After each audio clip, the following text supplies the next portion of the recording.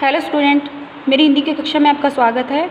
आज हम पढ़ेंगे कक्षा 6 का पार्ट 4 जिसका नाम है बालक चंद्रगुप्त। तो चंद्रगुप्त के बारे में आप सभी जानते हो कि एक महान शासक थे। तो उनके जीवन की कुछ अन्य घटनाएं हम इस पाठ में पढ़ेंगे। तो हम अपन पाठ को शुरू करते हैं।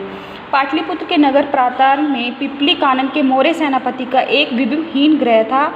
राजा महापद्म के अत्याचार से मगध काँप रहा था। मौर्य सेनापति के बंदी हो जाने के कारण उनके कुटुंब का जीवन किसी प्रकार कष्ट से बीत रहा था। तो जो राजा उस टाइम मगध के राजा थे कौन थे? राजा महापद्म नंद। और वो क्या थे? एक अत्याचारी राजा थे। उन्होंने क्या किया, जो उनके चंद्रगुप्त थे उनके पिताजी को, जो कि सेनापति थे उनके, उन्हें बंदी बना लिया था। और इस वजह से क्या हुआ था, उनका जीवन दुख से बीत रहा था, कष्टों में बीत रहा था जी। एक बालक उसी घर के सामने खेल रहा था। कई लड़के उसकी प्रजा बने थे और वह था राजा। तो उसके सामने जो घर था उनका चंद्रगुप्त का, उसके सामने क्या बच्चे क्या खेल रहे थे? राजा प्रजा का खेल खेल रहे थे।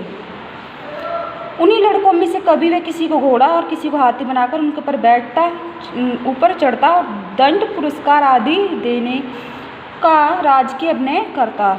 तो उसमें एक बच्चा था, जो कौन था? चंद्रगुप्त। वो क्या करता, उन्हीं बच्चों में से किसी को कभी हाथी बनाता, कभी किसी को घोड़ा बनाता, और क्या करता, कभी उन्हें इनाम देता और कभी उन्हें सजा देता। तो इस तरह क्या एक नाटक कर रहे थे आपस में, जो कि देखकर क्या लोग आश्चर्यचकित हो रहे थे। तो वहीं से क्या ब्राह्मण गुजरा, जैसे क्या पिक्चर में देख रहे हो ब्राह्मण गुजर रहा है ना। तो उन्होंने क्या देखा, इस तरह जो ये कर रहे हैं चंद्रगुप्त, उसकी लीला को देखा। तो आगे क्या ब्राह्मण ने क्या फील करा कि क्या उन्हें समझ में, हम पढ़ते हैं। उसी ओर से एक ब्राह्मण जा रहे थे, उसका नाम था चाणक्य। वे बुद्धिमान थे। उन्होंने उस बालक की राजक्रीड़ा बड़े ध्यान से देखी। उनके मन में कौतूहल भी हुआ और कुछ विनोद भी सूझा।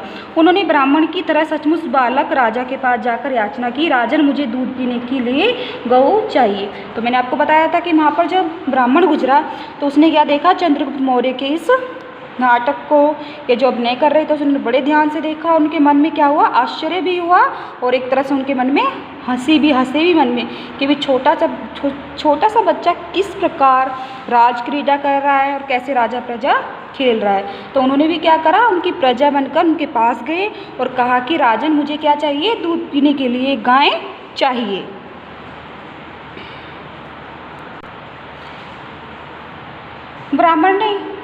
बालक ने राजा की उदारता का अभिनय करते हुए सामने चरती हुई गाय को दिखाकर कहा, इनमें से जितनी इच्छा हो गायें ले जाओ। तो चंद्रगुप्त का जवाब क्या आया, अभी यहाँ पर जितनी गायें चल रही है, जो भी आपको पसंद आए ले जाओ, जैसे कि सारी गायें उसी की हो। लेकिन वो तो क्या था कि बच्चा था, जो उसके दिल में आया उसने बोल दिया। ब्राह्मण ने हंसकर कहा, राजन ये किसकी गाय है? वह मारने लगे तो जो ब्राह्मण थे चाणक्य बहुत ही बुद्धिमान थे। वो तो क्या करते, सिर्फ उसकी परीक्षा ले रहे थे चंद्रगुप्त की। तो उन्होंने कहा कि भाई अगर जिसकी गाय मुझे मारने लगी तो मैं क्या करूँगा। तो बालक ने क्या कहा, बालक ने स्वर्ग छाती फैलाकर कहा, किसका साहस है जो मेरे आदेश को ना माने? जब तक मैं राजा हूँ जब तक मेरी आज्ञा अवश्य मानी जाएगी। तो बच्चे ने बड़े जोश में कहा कि भाई मैं तो राजा हूँ, मेरी बात कौन नहीं माने, किसकी इतनी मर्जी है कि मेरे आदेश का पालन वो ना करे। तो ऐसा किसका जवाब था? चंद्रगुप्त मौर्य, जो एक बच्चा था उस टाइम, और उन्होंने चाणक्य को ये जवाब दिया। ब्राह्मण ने आश्चर्य से बालक से पूछा, राजन आपका शुभ नाम क्या है? तो ब्राह्मण ने क्या पूछा कि बताइए आपका शुभ नाम क्या है। तब तक उसकी माँ वहाँ आ गई और ब्राह्मण से हाथ जोड़कर बोली, महाराज यह बहुत बड़ा क्या है, दृष्ट है, इसके किसी अपराध पर ध्यान न दीजिए। तो उसकी थोड़ी देर तक क्या, उसकी माँ वहाँ बाहर निकली और उसने कहा कि ब्राह्मण आप इसकी कोई बात का बुरा ना मानिए, ये क्या है, नासमझ बच्चा है। ब्राह्मण ने कहा, कोई चिंता नहीं, यह बड़ा होनहार बालक है, इसकी मानसिक उन्नति के लिए तुम इसे किसी प्रकार राजकुल में भेजा करो। तो उसने क्या कहा कि अगर ये आपका बच्चा है क्या है, बहुत ही ज़्यादा होनहार है, और इसकी जो मानसिक उन्नति के लिए आप इसे कहाँ पर भेजो, राजकुल में भेजो, जो कि बहुत ज़्यादा ज़रूरी है। उसकी माँ रोने लगी और बोली, हम लोगों पर राजकोप है और मेरे पति राजा की आज्ञा से बंदी बना लिए गए हैं, या उन्हें बंदी बनाया गया है, क्योंकि उसकी माँ ने फिर जवाब दिया कि हम पे तो क्या है, राजकोप है, मेरे पति को क्या बंदी बना लिया गया है और हम लोग क्या बहुत ज़्यादा कष्ट में हैं। ब्राह्मण ने कहा, बालक का कुछ निष्ठ ना होगा, तुम इसे अवश्य राजसभा में लेकर जाओ। तो ब्राह्मण ने क्या कहा, भाई आप इसे राजसभा में लेकर जाओ, इसका कुछ भी बुरा, अनिष्ट होता है बुरा, इसका कुछ भी बुरा नहीं होगा। इतना कहकर बालक को आशीर्वाद देकर वे चले गए। उसकी माँ बहुत डरते डरते एक दिन अपने चंचल और साहसी लड़के को लेकर राजसभा में पहुंची। इतना कहकर क्या चाणक्य जी वहाँ से चले गए और उसकी बाद उसकी माँ ने क्या बड़ा साहस करके एक दिन कहाँ गई, वो राजसभा में लेकर उसे गई।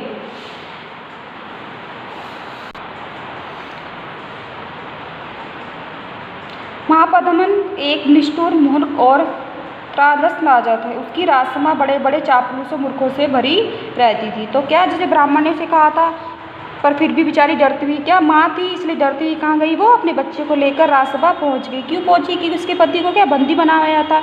और जो वहाँ का राजा था, जैसे कि मैंने आपको पहले ही बताया था, महापद्मनंद, वो क्या था, एक बहुत ही ज़्यादा अत्याचारी, निष्ठुर, मूर्ख और क्या था, बहुत ही बेकार राजा था।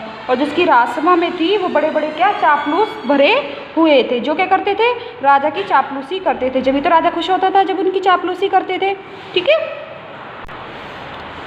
उसके बाद है बेटा, पहले राजा लोग एक दूसरे के बल, बुद्धि और वैभव की परीक्षा लिया करते थे और इसके लिए वे तरह तरह के उपाय रचते थे। जो पहले के राजा लोग थे वो क्या बल बुद्धि का क्या लेते थे, परीक्षण करते थे।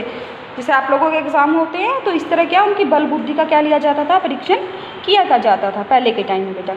उसी समय जब बालक माँ के साथ राजसभा में पहुँचा, किसी राजा के यहाँ से नंद की राजसभा की बुद्धि का अनुमान करने के लिए लोहे के पिंजरे में मोम का सिंह बनाकर भेजा गया था और उसके साथ यह कहलवाया गया कि पिंजरे को खोले बिना ही सिंह को निकाल लीजिए। सारी राजसभा इस पर विचार करने लगी, पर उन पर चाटुकार मूर्ख महासभापतियों को कोई उपाय नहीं सूझा।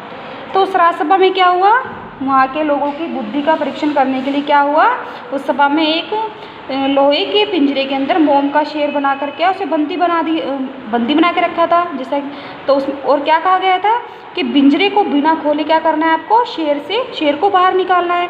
और वहाँ पर जो मूर्ख जितने ही बैठे थे वो क्या सोच रहे थे, भाई ये काम होगा तो होगा कैसे, पर उन्हें कुछ भी इस बात पर कोई भी उन्हें उपाय सूझा नहीं। क्यों नहीं सूझा, क्योंकि वो तो क्या थे, एक बहुत ज़्यादा मूर्ख व्यक्ति थे जितने भी राजसभा में लोग थे।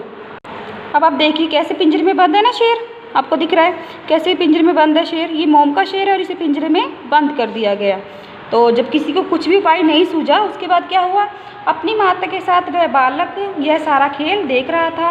वह भला कब मानने वाला था, उसने कहा मैं निकाल दूंगा। तो जो चंद्रगुप्त मौर्य थे वो तो बहुत बुद्धिमान थे, उन्होंने क्या कहा अपनी माँ से कि मैं इस शेर को निकाल सकता हूँ। तो सब लोग हंस पड़े, बालक की ठिठाई भी कम न थी। राजा नंद को भी आश्चर्य हुआ। नंद ने पूछा ये कौन है। जब उसने ये बात कही तो जो वहाँ का राजा था उसने पूछा भी ये कौन है। मालूम हुआ कि राजबंदी मौर्य सेनापति का लड़का है। तो बाद में पता चला ये किसका लड़का है, जिसे हमने बंदी बनाया सेनापति, उसका ये लड़का है। फिर क्या था, नंद की मूर्खता की अग्नि में एक और आहुति पड़ी। कुटित होकर बोला यदि इसे न निकाल सके तो तू भी पिंजरे में बंद कर दिया जाएगा। तो आगे क्या कहा राजा ने कि अगर तुमने इस शेर को नहीं निकाला तो क्या करूँगा, तुम्हें मैं शेर के साथ पिंजरे में बंद कर दूंगा। परंतु बालक निर्भरता से आगे बढ़ा और पिंजरे के पास जाकर उसको भलीभांति देखा। फिर लोहे की सलाखों को गर्म करके उस सिंह को पिघलाकर पिंजरे को खाली कर दिया। सब लोग चकित रह गए। राजा ने पूछा तुम्हारा नाम क्या है। उसने कहा चंद्रगुप्त। तो देखो अब चंद्रगुप्त कितने बुद्धिमान थे, लोग तो सोच रहे थे भी कैसे निकाले, लेकिन उन्होंने क्या उपाय सोचा, उन्होंने जो सलाखें थी लोहे की उसे गर्म कर दिया। जब गर्म करोगे, मोम के पास कोई गर्म चीज़ होगी तो मोम ऑटोमेटिकली पिघलेगी ना। जैसे आपको पिक्चर में भी देखो दिखेगा कि कैसे मोम पिघल के मोम का शेर बाहर निकल रहा है ना। तो ये बात होती है कि जब कोई भी आप मोम के पास गर्म चीज़ रखोगे तो मोम तो पिघलेगा ही। तो लेकिन चंद्रगुप्त मौर्य के दिमाग में ये बात आई और उन्होंने क्या उपाय निकाला, सलाखों को गर्म करके मोम को पिघलाकर मोम के शेर को बाहर निकाल दिया। और सब जो चंद्रगुप्त मौर्य थे उनकी इस बुद्धिमत्ता को देखकर जितने भी राजसभा में मूर्ख बैठे थे वो क्या हुए, आश्चर्यचकित हुए। और साथ साथ राजा भी आश्चर्यचकित हुआ और पूछा भी आपका नाम क्या है। तो उसने बताया कि मेरा नाम क्या है, चंद्रगुप्त है। राजा ने प्रसन्न होकर उसे तक्षशिला के विश्वविद्यालय में पढ़ने के लिए भेजा। तो राजा बड़ा खुश हुआ और उन्हें तक्षशिला के विश्वविद्यालय में क्या उसे पढ़ने के लिए भेजा। आगे चलकर यही बालक उसी ब्राह्मण चाणक्य की सहायता से चक्रवर्ती सम्राट चंद्रगुप्त मौर्य हुआ, जो ईसा के 321 वर्ष पहले मगध में पाटलिपुत्र के राज सिंहासन पर बैठा और अपने बाहुबल से सिकंदर के यूनानी साम्राज्य के आतंक से भारत को स्वतंत्र कराया। तो जैसे मैंने आपको बताया था कि क्या थे, चंद्रगुप्त आगे चल के एक बहुत बड़े क्या बने थे, सम्राट बने थे। ठीक है, तो ऐसे ही चाणक्य की बुद्धिमत्ता के साथ, चाणक्य उनका गुरु थे, चंद्रगुप्त के गुरु थे चाणक्य, उनके साथ मिलकर क्या उन्होंने भारत क्या करा, भारत को स्वतंत्र कराया और एक महान शासक बने। तो इसी के साथ हमारा पाठ समाप्त होता है। देखा बेटे आपने कैसे आपको उसने चंद्रगुप्त ने अपनी बुद्धि से एक मोम के शेर को बिना पिंजरा खोले कैसे बाहर निकाल दिया, कैसे निकाला, अपनी बुद्धि से। तो आप लोग भी अपनी बुद्धि का ऐसे ही यूज़ करेंगे और अच्छे अच्छे कामों में लगाएंगे। तो इसी के साथ हमारा चैप्टर समाप्त हुआ बच्चे। धन्यवाद बेटा।